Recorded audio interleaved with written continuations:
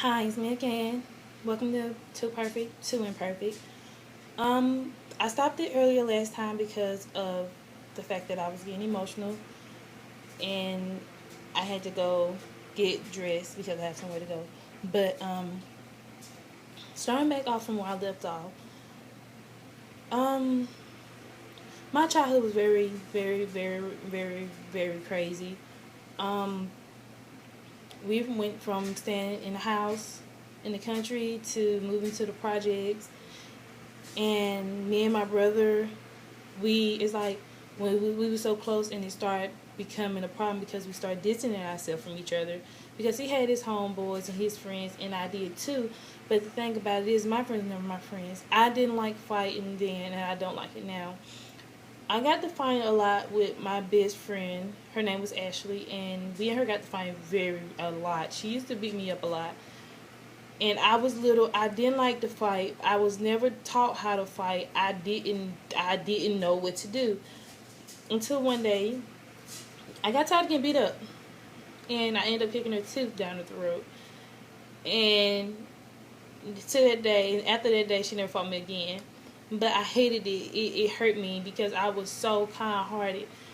My grandma used to, my family used to listen to other people instead of listening to me. They used to hit on me, slap me. My great auntie used to she used to beat me. One day she used to, it's just so much she used to do to me. And I forgive her, but I would never trust her again because of what happened. She just, is a story. And I was in the seventh grade. I remember like it was yesterday.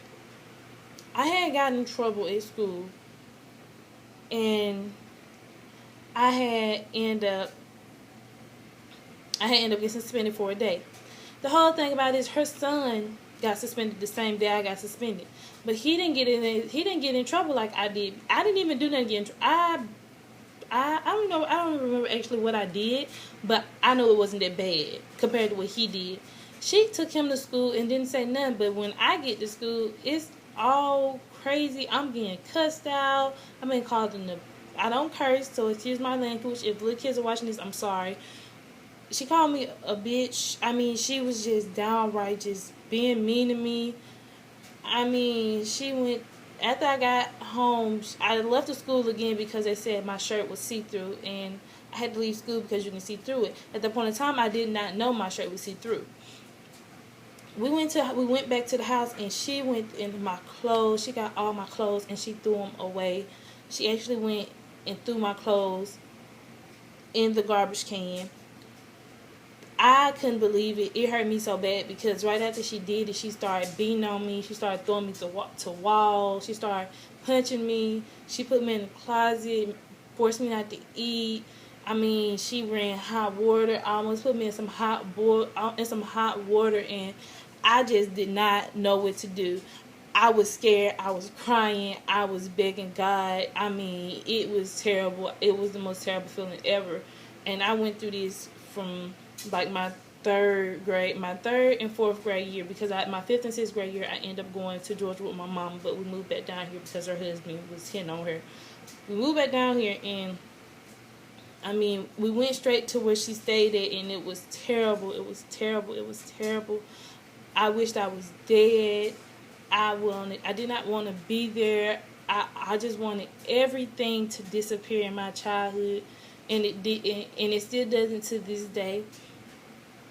The things that really made me mad was the fact that she could hit me and then expect me to be happy about it, and then come talking and laughing at me and expect me to do stuff for her. And I did it because I was always taught to respect your elders no matter what, and that's how I am. That's how I will always be. No matter what somebody does to me, I will always sit right here and respect them regardless of what the situation may be. I could not take the constant hurt. So when I was hurt, I went to school and I hurt somebody else. I became a bully, and I can admit that I really did become a bully. I went to fighting, cussing out teachers, doing things that were not right because I was so hurt inside, and didn't nobody ever ask me what was wrong with me. I just could not handle all of what was going on with me. I mean, my brother wasn't there no more. My mama, I barely saw her. The only people I saw was my auntie. My grandma listened to everything she said. I was always considered the liar. My auntie told me that I was not gonna be nothing but a hoe and lay on my back like my mama. And those was the most hurtful words they said to me. I was not even 16 years old yet when they told me that. I mean, they told me I was supposed to have kids by now. I was going to drop out of school. But see, one thing I've always known is that I wasn't going to drop out of school because I was too smart.